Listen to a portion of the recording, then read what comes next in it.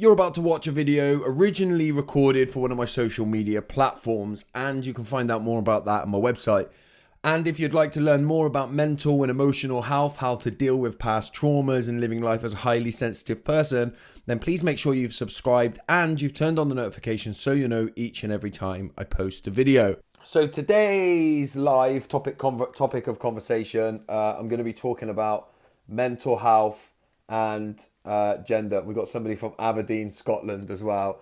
I would bet a lot of money that the weather's not as good there as it is in Melbourne, Australia.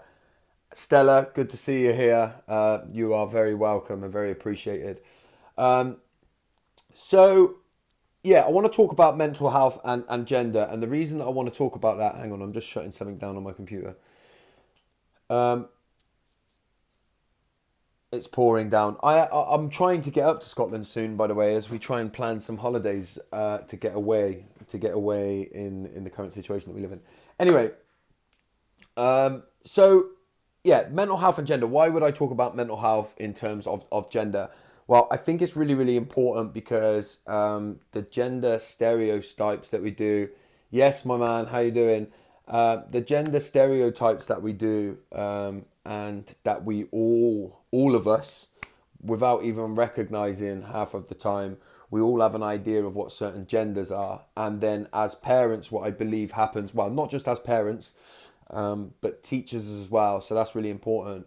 The unconscious bias that goes on within us, particularly when we're talking about gender, has a huge impact on the way in which people grow up and the way in which they process and deal with their emotions. So anybody that follows my stuff, anybody that sees my content, you'll know, for example, how big I am on talking about sensitivity in young boys and how that's often suppressed.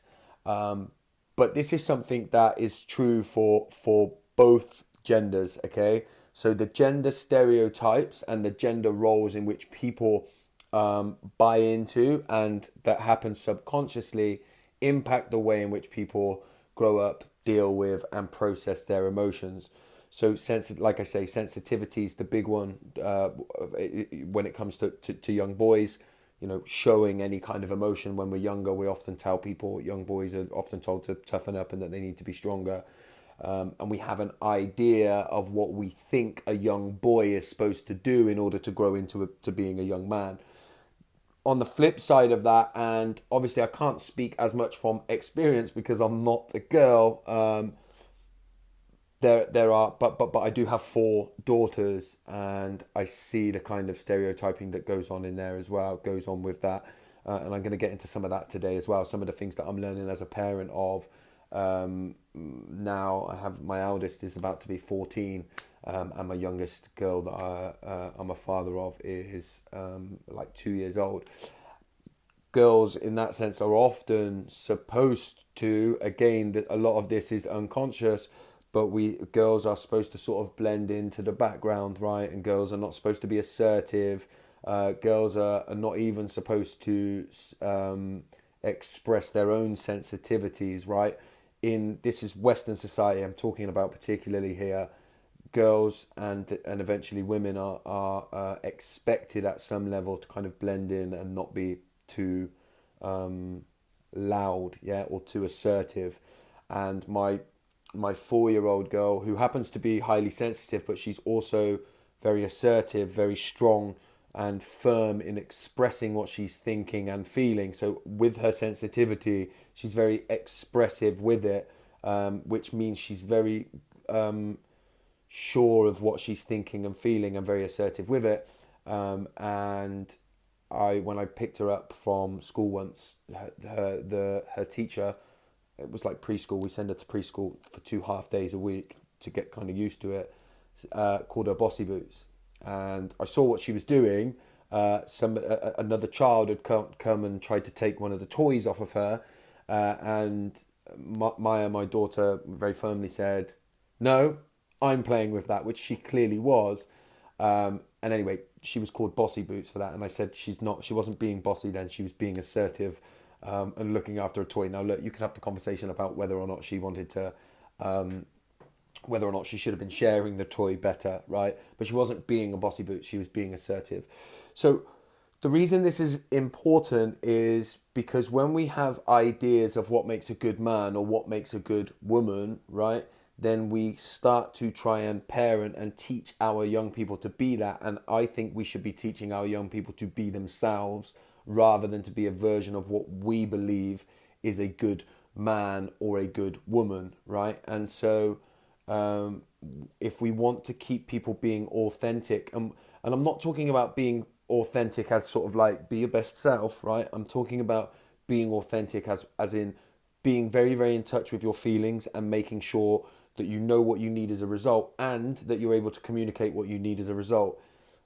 What happens to young people, I believe, is that they are fed so many like subliminal messages or unconscious messages throughout their lives that teach them that the certain things that they feel and think don't match up to what they're supposed to feel and think as whatever gender role they've been assigned, right? So, like for example, last Halloween or the Halloween before, I think it was last Halloween, Asda was selling skeleton costumes, and they had a boy and a girl skeleton costume. The boy one was a normal skeleton, as in it was just a white skeleton, right? Just a white skeleton. That's it. Just the bones on a black costume that had the white bones on it. The girls one was pink bones, and importantly, it had a heart, right? So what message are we feeding? What message is being fed there? That the girl one has a very clear heart and it's separated from the boy one, which doesn't have a heart, right? So you take whatever message you want from that, but there is a message that's being delivered, right, consistently through that. Again, as a father of a young girl, of young girls, at the moment, my girls we don't particularly dress them in dresses. There's nothing wrong with dressing them in dresses. We just like they go in tracky bottoms a lot because we're out walking the dog, and it's very hard to get a pair of sort of just normal tracky bottoms for a girl that aren't pink, right? So I'm kind of going off a little bit on a tangent here, but what I'm trying to show you is that there's very consistent, clear messages that are being fed almost subconsciously. And one of the ones that I found out particularly with young girls, I was speaking at a conference, and one of the people that was speaking before me was speaking. I think they were speaking about pride, but they were speaking about like gender stereotypes and gender roles and stuff like that. And he said, "Is there any parents of young girls here?" And I put my hand up, and he sort of picked on me, and he said, "Do you tell your girls that they're beautiful? Do you call them your princess?" Now I don't call mine princess. Again, I don't think there's anything wrong with that, but I do, I tell them they're beautiful. And he said to me, "When do you tell them they're beautiful?" And I answered quite like without thinking, "Well, when they're dressed up nicely and stuff like that, I tell them how beautiful they look." And he said, "So you're teaching them that beautiful is when they are dressing up and acting and being a certain way." And it was like, shit. Yeah, so I'm teaching my kids already at a very young age that in order to be beautiful, you need to dress a certain way, right? Or to be a certain way. And quickly, very, very quickly, I realized I need to make sure that I'm telling my girls um, they're beautiful when they're in the pajamas, when they're in the bath, and despite what they're wearing. So I now try and practice telling my girls they're beautiful regularly, irrespective of what they're doing or what they're wearing, not just when I've done them up nicely, because then I teach them to be a good, beautiful little girl is when you're done up nicely. Okay, so and that kind of stuff. So that's me being guilty of doing that, right? Being as aware as I like to think I am about mental health. I realize that straight away. I'm already setting. If I'm not careful, I'm already setting my girls up for having issues with the way in which they look, right? Um, and someone's saying here, I see that with my two girls, one is girly and the other's really sporty, right? Okay, but it's interesting even there, right? One is really girly. We use the language where we say that one is really girly. So what do we mean by that? Well, what we normally mean by that is that they fit into that kind of role and that gender construct of what we've made of what a girl is, and then the sporty one, which is what a couple of my daughters are like, right? We say they're a bit more like a boy, which is, of course, not true. Your girls are lucky to have a HSP dad. Well, they're lucky to have, and I like that I can say this now. I hope that they're lucky to have a HSP daddy who's aware of my sensitivity. My older girls, so my daughter who's 14 and the one below her is about to be 13, they had a HSP dad who was very unaware of that. So I was completely emotionally immature and emotionally inept. And so that was hugely problematic. And which feeds into what I was saying. So my sensitivity when I was younger, because I didn't think that that's what a man did, right? A good strong man, I thought, is a good strong man who's like deals with everything that's thrown at him, and then I don't get to be myself because I don't think that a good strong man is one who cries X Factor, right? Or that cries at every film, right? So then when I start to feel that emotion coming up in me, right, as a result, which is fine, that's just what I'm like, yeah? I'm the one that will cry at the emotional films and all of that kind of stuff.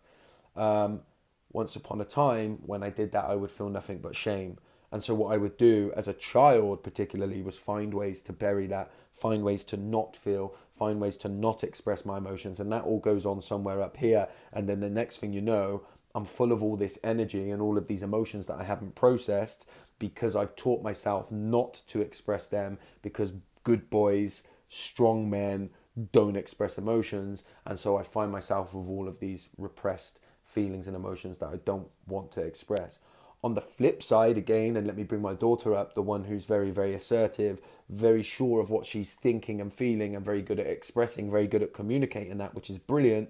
Yeah. If I start saying to her, "Come on, you don't, come on now, darling, don't be like that, right? Come on, little girls don't act like that." If I want to say any of that kind of stuff, I'm then very early on teaching her, don't be yourself, be what I think a girl or a young woman should be like, right? And then what happens is people grow up and they don't know how to be themselves, how to express what they're feeling, and how they don't know how then to get what they need as a result of that feeling. So they become inauthentic. And then that plays out within any working life, right? And then what you see, there's so many layers, right, of how we play this out and how this happens. So, and this is something that I've been guilty of in recent times that I found out about myself, yeah, is if a woman be's assertive and strong and fixed and firm, then I'm congratulating them more than I would when a man does it.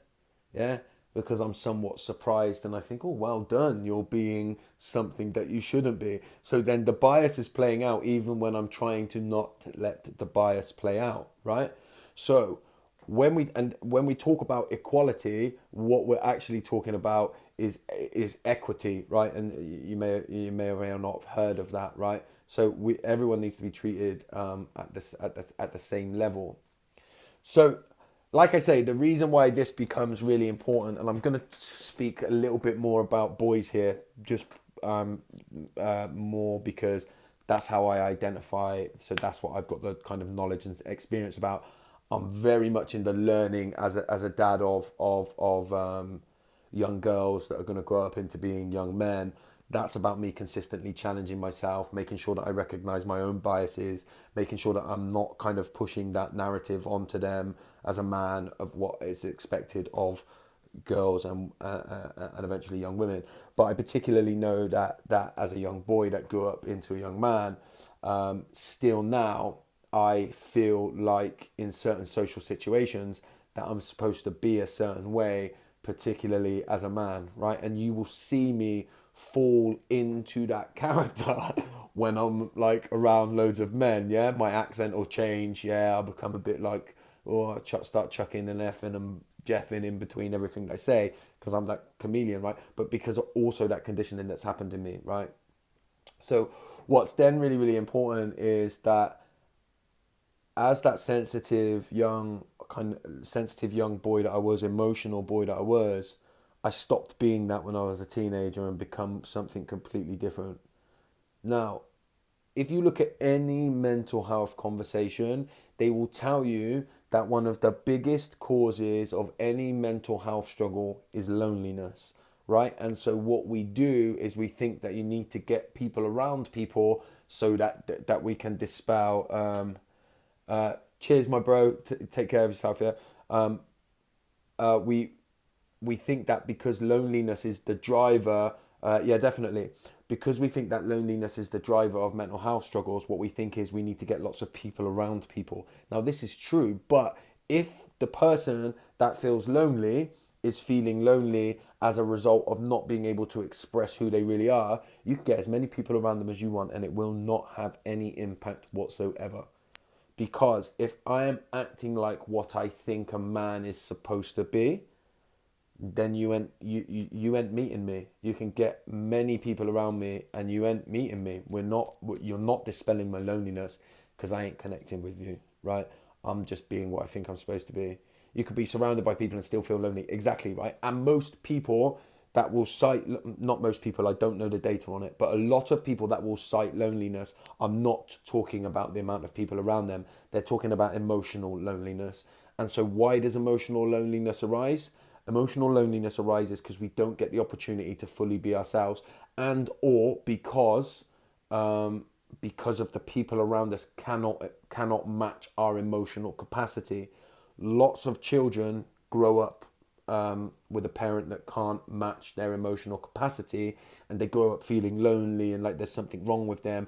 And then the parent, by the way, senses their emotional capacity. Their emotional capacity frightens them, right? The parent is frightened of the child's emotional capacity, and so then they work to shut down any kind of emotional conversation that would come, right? That, again, I've slightly gone off on a tangent here. When we're talking about gender specifically, like we're doing at the moment, what you find is young people start to pick up on what the parent or the teachers or the carers or the adults within their lives think that they should be, and of course they start to become that because we have an innate need for attachment. And so if I think that to attach to whoever my dad figure is in my life, thanks Danielle. If I think that the only way to attach to the dad parent figure in my life is going to be by being what I think he thinks a man is, right? Then I'm going to change who I am. And this is exactly what happened to me as a teenager. And let me tell you this, and I know I'm speaking a lot about boys here, and for people that are kind of joining halfway through this, the reason I'm doing that is because this is personal experience I'm speaking from now. Why do we lose so many men to suicide between the ages of 30 and 40 to 45? Why do we lose so many men, right? I believe, and of course suicide is very, very complex and there's lots of different complex reasons, but I believe one of the big reasons for this is sensitivity. And you have young boys that grow up that are very, very sensitive. They often have a dad who's perhaps very, very sensitive in himself, but has completely had to close off to that because his sensitivity is not welcome. And then all of the barriers and the boundaries that he's puts up, right, becomes this idea of what a man is. And that's the narrative that he creates into his son.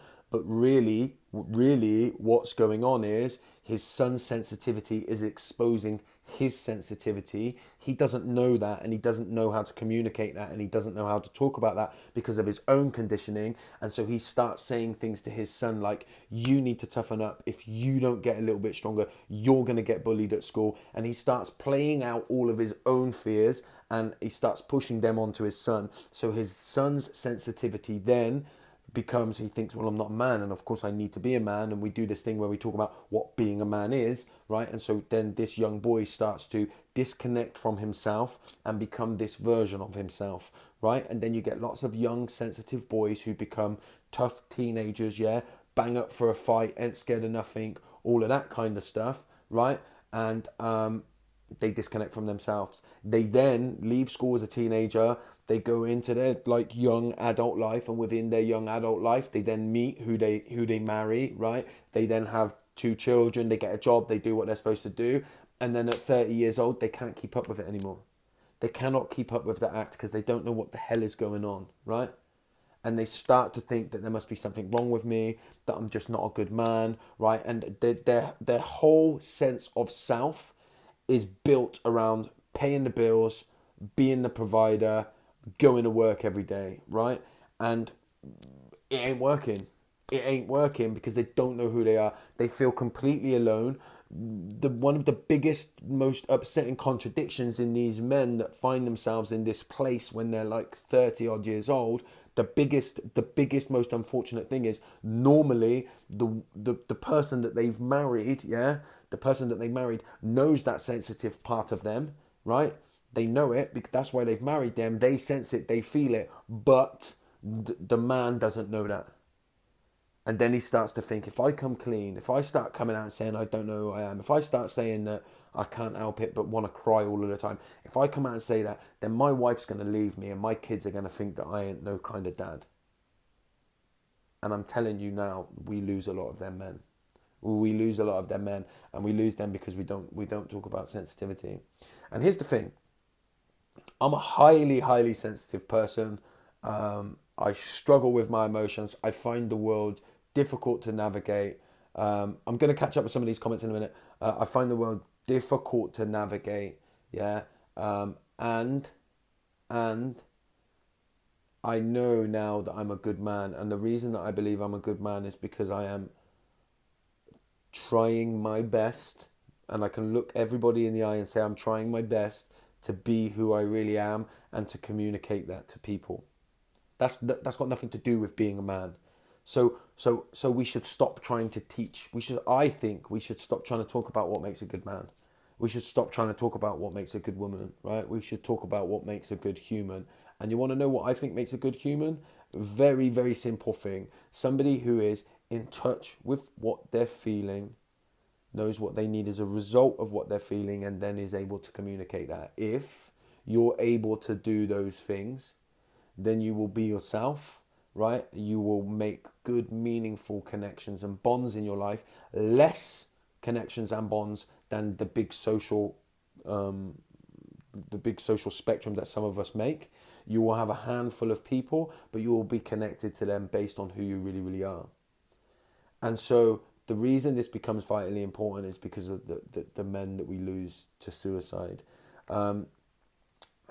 Again, I can't speak from too much. I can only speak as a parent of young girls. But what I do see play out with young girls is how we consistently feed them the message that they're supposed to, right? Women are supposed to blend in ever so slightly in the background. Don't be too forceful.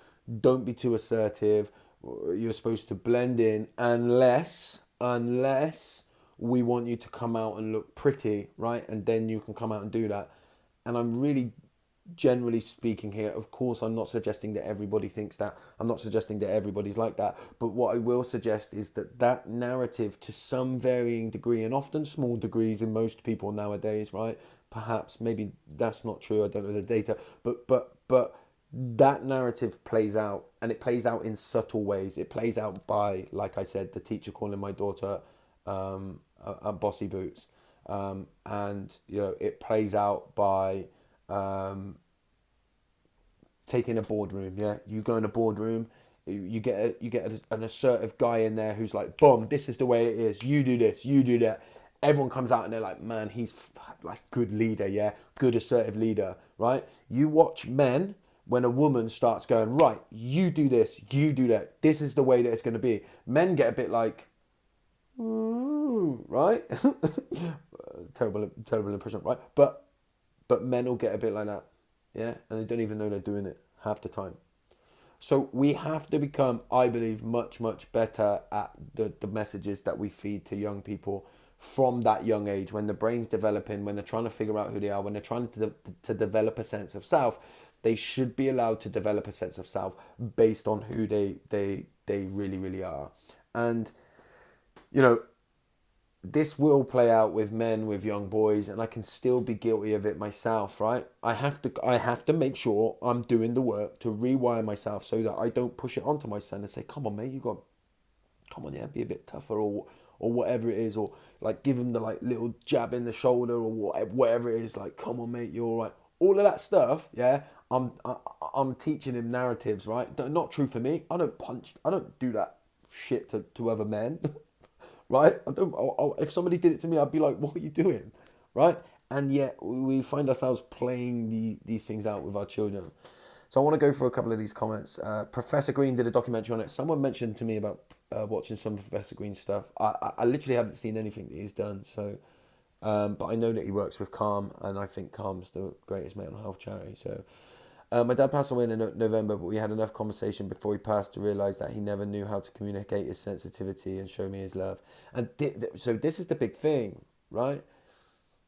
Lots of men do not develop the emotional literacy to be able to convey how much they love people, right? And then so what you grow up with is men that do the material stuff for their children. So they provide for them, they take them on days out, they make sure that there's holidays, they get the good car, they make sure that they buy the presents, they turn up at all the parties, they're ever present and they want to be there, but they don't have the emotional literacy to come down to their young boys, put their arm around them, kiss them on the cheek and say, you know what, I really, really love you. And all of that kind of stuff. They don't do it. They're closed off because they've had to close off from their emotions because they're too sensitive. And if they become in touch with their emotions, then they'll be like a blubbering mess all of the time. Yeah.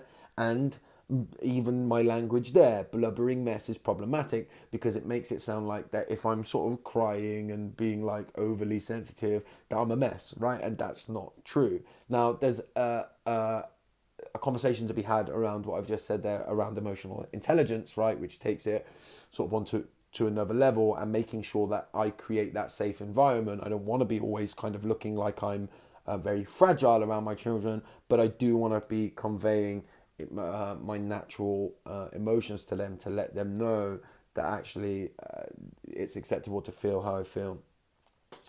Yeah, my dad felt this way. Yeah, we are losing too many sensitive souls. This is an important message, George. Thank you. Yeah, and this is the reality. Like, I genuinely more and more and more I'm starting to realize and believe that sensitivity is one of the biggest players at the core of the mental health struggles that we see. Yeah, let's do some questions. Good. How do you approach a victim of gender stereotyping who can't and won't believe that? It becomes difficult, right? Once we have to start peeling away the layers, right? It becomes difficult because at 18, 19, that what I built up around myself, yeah. So I went out, I started getting tattoos, I shaved my head. I would have grown a beard if I could, but I've only just been able to start growing a beard, and look at what I'm doing. But I went out and that kind of go and get I went and got a job, manual labor, did all of that.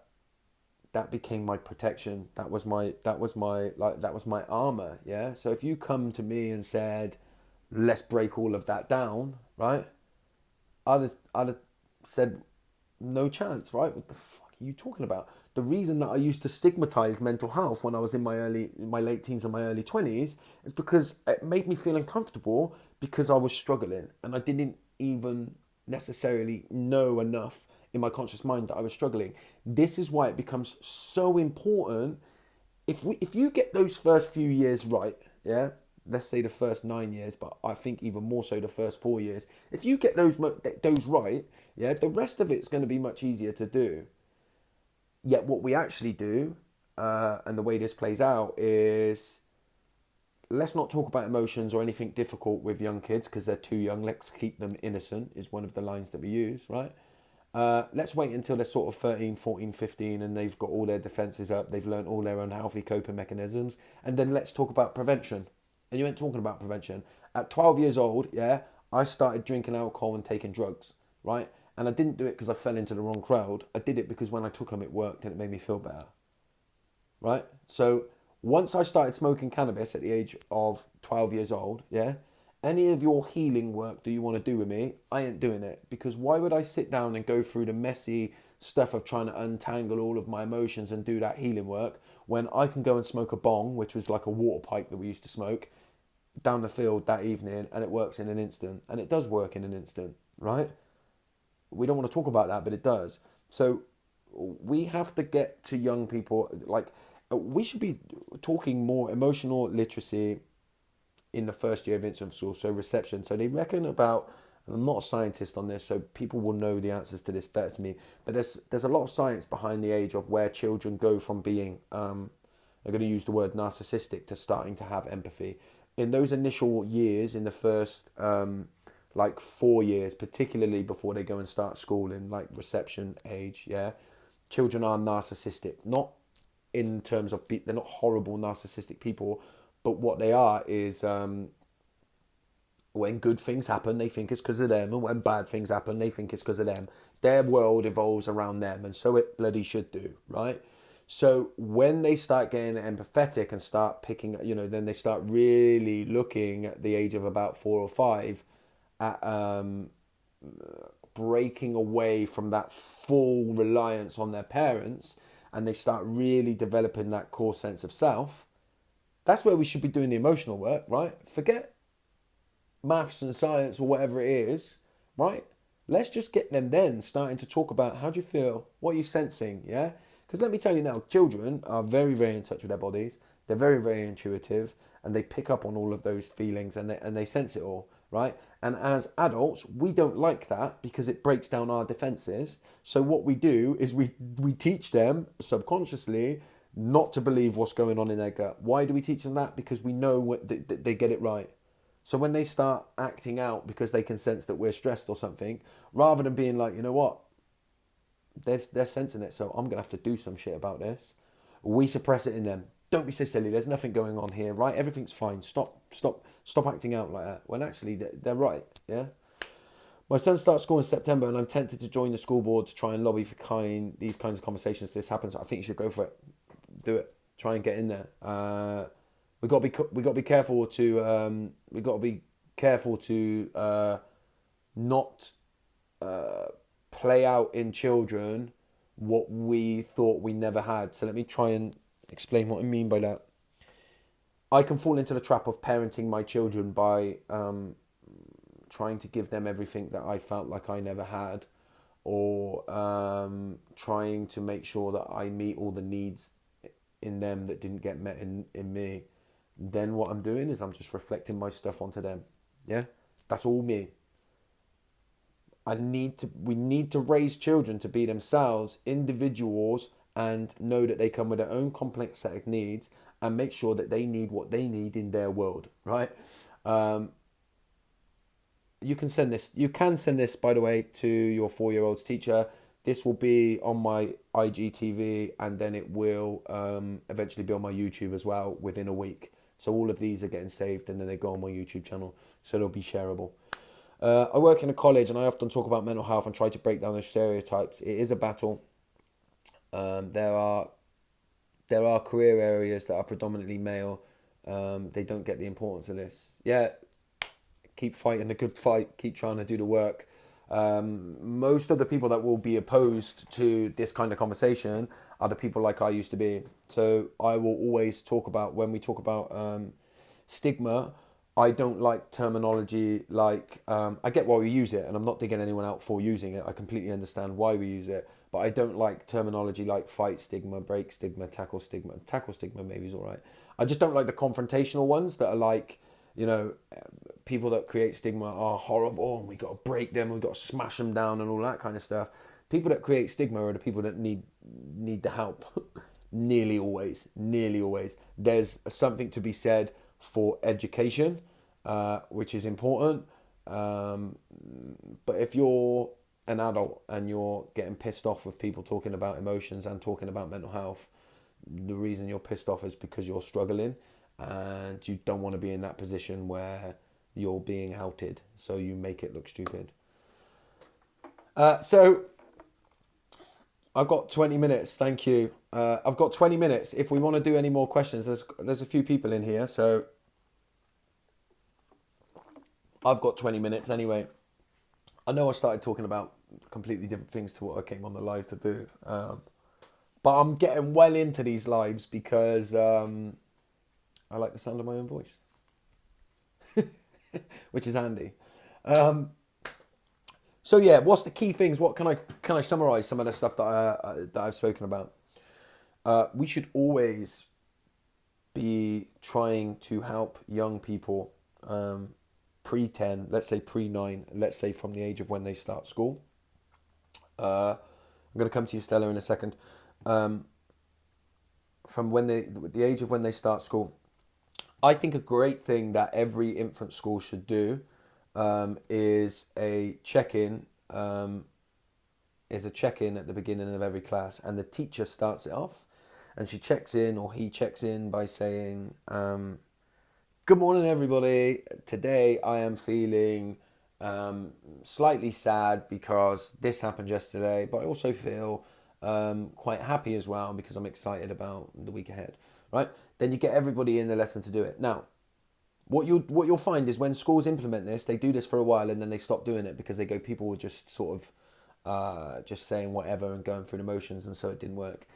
We can't measure it like that. What we're doing is we're creating the space, we're normalizing it, and we're also pulling down barriers, right? So that opportunity is available every single day. Because one day, one student might turn up and go, "My name's Josh and I feel sad today because my dad keeps getting angry at my mum," right? Whatever it may be. I've said this before in loads of other things. We don't measure the value of having a first aid kit in a school by how often it's used. We value it by knowing that it's there, and if anything should ever go down, then it's there. So these check-ins and this normalization of the conversation becomes really important. I actually don't like the word normalization. I don't like to normalize the conversation because if you're living with a parent that's involved in domestic violence, for example, that's never a normal conversation. So we've got to be a little bit careful that we don't normalize it in that way. I'll always be a stickler for language because I think it's important to always challenge language. When we challenge language, we try and find better ways to vocalize things, and that can sometimes help us find better answers. Let me just go back and say, any tips for a 12-year-old boy? I think it's really, really important when we get to the age of 12. I think it's important to have the admittance that there's going to be some layers to peel back. We will often see when they are struggling and think it's the duty in helping and supporting them is to stop them struggling. If they're sensitive, and I'm assuming that's what you mean based on conversations that we've had in the past as well, it's going to be a bit of a struggle, particularly as they start coming into that teenage years and going through puberty and all that. It's going to be a struggle. We have to accept that it's going to be a struggle and find ways to support through that struggle rather than thinking that we have to remove the struggle. If you were on a ship and you're about to go through choppy seas, right, you wouldn't think, how do we get rid of the choppy seas? You would think, what do we need to do to make sure this boat gets through those choppy seas, knowing that eventually we're going to reach the calmer spot. That analogy does make sense. I'm just checking it in my mind because I've only just come up with it. But you understand, see, what we're trying to do is create that environment and create adequate support so that people might be able to get through that struggle. We're not trying to fix them. We're not even necessarily trying to make their situation better. We're trying to make it better. We're trying to help them be better at handling that situation. When we try and control the uncontrollables, we feed into any anxiety that they might already be facing. I hope that makes sense. We all have mental health and we all need to be able to talk about it. Absolutely. And that's about creating them spaces, right? You talk sense and I can always relate to it. Thank you. Secure space to share. Give each other permission to be able to speak about their feelings. I've spoke about this in the past loads of times, but whenever somebody dies as a result of suicide, what you see is people go, this can't keep happening. People dying from suicide. If you're struggling, reach out. And it's like, hang on a minute, right? Let's have a look at why they keep dying and not reaching out. Firstly, some of them are reaching out. And secondly, what can we do to help create a space so that they do reach out? When it comes to men, let me tell you this.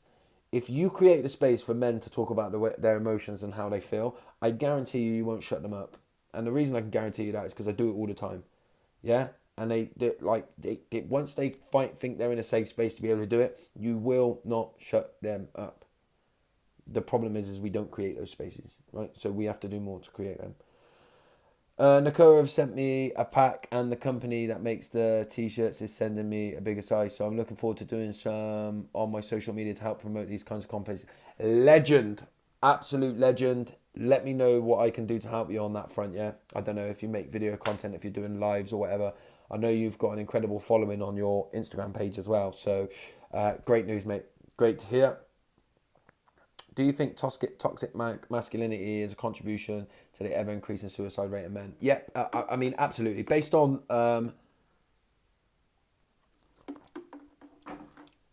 everything that I've spoken about. So I'm reluctant sometimes to use the word toxic. And the reason that I'm reluctant to use it is because I do agree with the notion of it. Um, should I say it?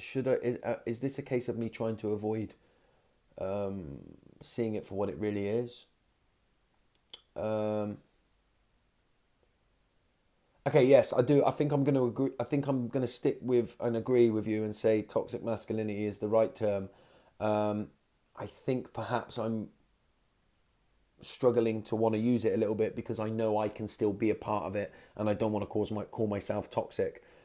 However, when I am a part of it, it is still a part of that toxicity within me. So yes, let's call it for what it is.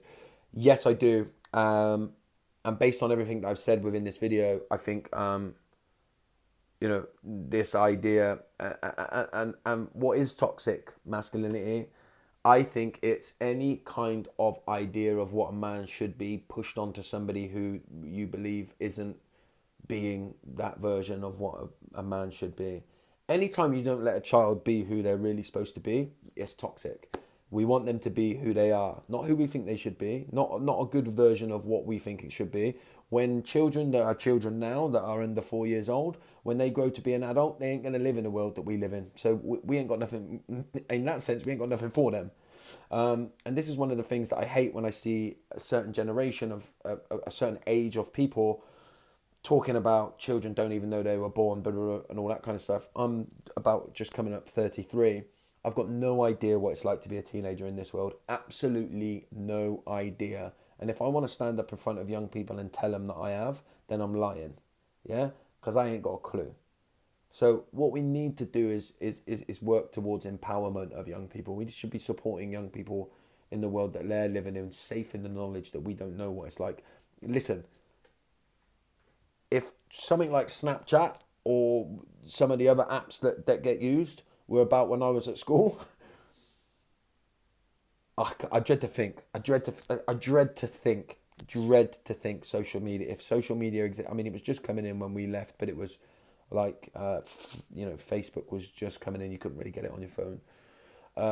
So yeah, the toxicity of telling somebody what they should be just because it fits into a certain notion of what you believe they should be is toxic. And again, what that does, to summarize everything that I've said in the early part of the video, I don't know if you hear, but basically, men then don't become in touch with who they are. They don't develop a real core sense of self. They become lonely. They create a character. They build a life, and sooner or later, the shit hits the fan, and they ain't got a clue who they are, and then we lose so many of them. Those who are afraid to speak up or scared. Yeah, I definitely project my childhood onto my son. It's so hard not to. I feel so terrified of him growing into an adult with mental health problems that it takes over my parenting. I have PTSD and EUPD. Yeah, listen, I 100% hear you on that. What I would say as a parent and to other parents is if you get it right 30% of the time, I think you're doing amazing. And let me tell you this as well, Lucy. One of the things that I think is really, really important, right, and shows me that your children or your son has an incredible opportunity with you is your willingness to put that on this live feed in the way that you have tells me that you're conscious enough and open enough to it, yeah, to be addressing it. So when you get it wrong 70% of the time, right, which you will, probably more, I'm assuming, just know that the fact that you're conscious and awake to it is beyond what most people, and I say most with some caution because I don't know the data, but you're above what most people are. You know what I want to, what causes the real problem is this kind of parenting. Don't be silly, it's fine, right? I just wish everyone could be happy, right? Why are you bringing this sadness to the table? I thought you loved us. Why are you always focusing on the negative? All of that stuff, which is built around suppression, right? And built around let's not have the conversation, let's just pretend that it doesn't happen. That's the most problematic. That leads to gaslighting. And by the way, the parents that are doing that are lovely people nearly always, right? Some of them aren't, but some of them, a lot of them are. And it's not about bad parenting, it's about that emotional capacity and that inability to be able to go there. The sweeping under the carpet, right, becomes the problem. It's the apathy that's the most dangerous. Okay, so when you're awake and conscious in the way that you clearly already are, you're somewhere near winning the battle, right? And by the way, know that people will grow up and they're going to have their struggles, right? One of the hardest things but what I don't believe is that we're powerless. I don't believe we're powerless over our children. My eldest daughter's 14. She was 6 when I stopped drinking, and I absolutely believe the way that I drank has impacted her in a negative way and will have a lasting effect on her. The reason I admit that is because then I know that I have some power to kind of influence it in a positive way going forward.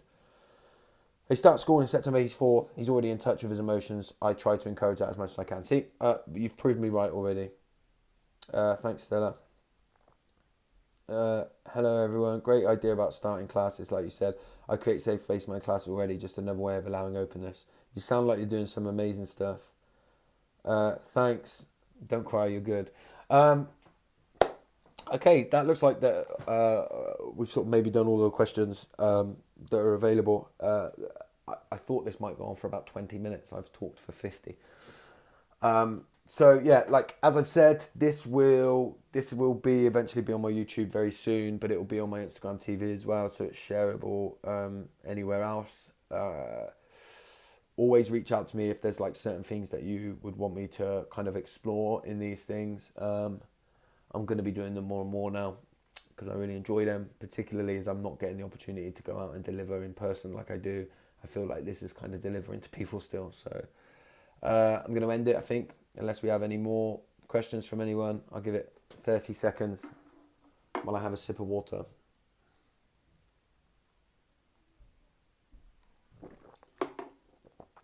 Thank you. I don't know how much of a delay there is on this either. Thanks. Cheers, Ben. Right. I'm going to leave it there. Like I say, you got any more questions and stuff like that, just let me know. Yeah, reach out to me. Yeah. Brilliant. Thanks, guys. Thank you.